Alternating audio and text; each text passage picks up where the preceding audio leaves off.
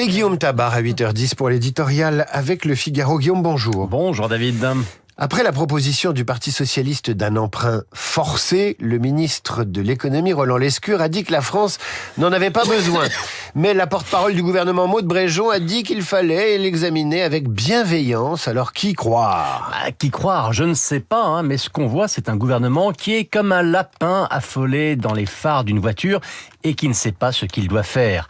Alors, un reste de bon sens économique le fait frémir à l'idée d'un emprunt obligatoire et non rémunéré, c'est-à-dire, ne tournons pas autour du pot, un impôt punitif, mais un réflexe de survie politique lui fait dire qu'il faut se concilier ces socialistes dont les voix sont indispensables pour faire adopter un budget et, plus prosaïquement, éviter la censure, d'où ces réactions en ordre dispersé et cette esquisse de voix médiane.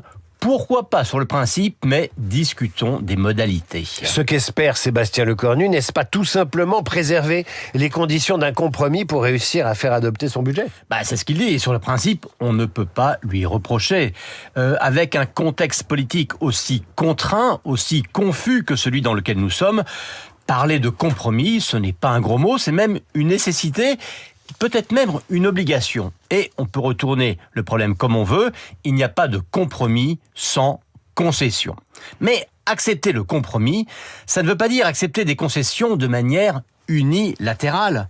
Or, Sébastien Lecornu a fait un choix, c'est de tout miser sur l'accord avec le Parti socialiste, quand bien même, rappelons-le, celui-ci ne représente que 10% des députés.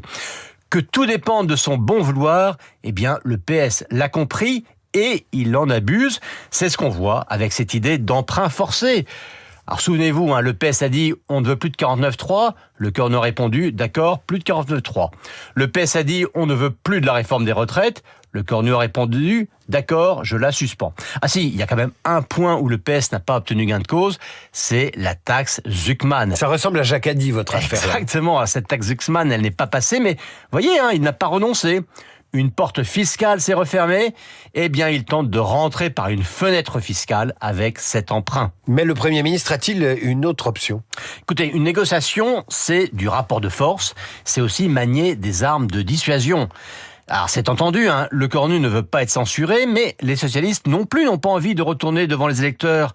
Donc plutôt que de dire d'emblée, discutons des modalités de votre emprunt, l'exécutif aurait pu commencer par dire, vous n'êtes pas raisonnable, il y a des limites à tout.